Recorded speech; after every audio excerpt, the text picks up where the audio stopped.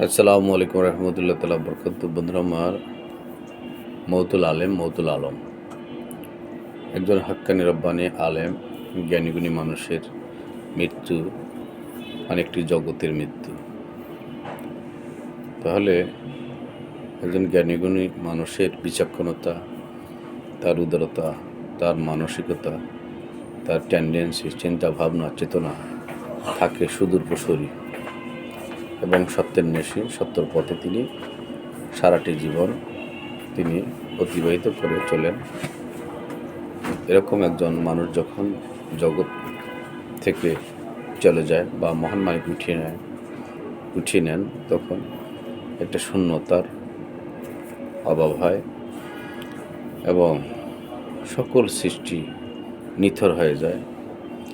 মানে একটা তার সাথে যে সকল সৃষ্টির ভাব ছিল, খোদ মহান মালিক পর্যন্ত তার জন্য বেকুদ হয়ে যায়, বেকারার হয়ে যায়।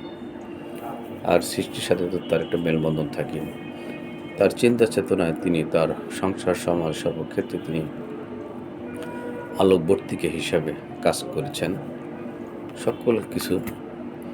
সকল কিছুতেই তিনি স্যাক্রিফাইস করে চলেছেন, মাইনাস করে নয়, প্লাস করে চলেছেন।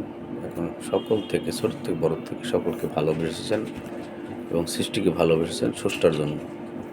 স্রষ্টার রাহে আল্লাহ রসুলের আদর্শ জীবন জিন্দিগিতে পরিচালনা করেছেন।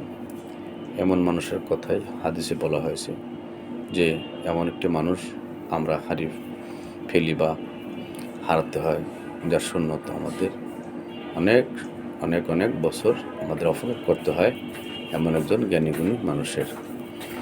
এই সংসার সমাজে আমরা নবীজির আদর্শ পক্ষে ধারণ করবো, সত্যের পথে চলবো, সত্যন্বেষী অন্বেষণে আমরা জীবন জিন্দিগি পরিচালনা করবো, তবে আমাদের আত্মার মুক্তি হবে। সকল ভালো থাকুন, সুস্থ থাকুন। ধন্যবাদ। ইনশাআল্লাহ।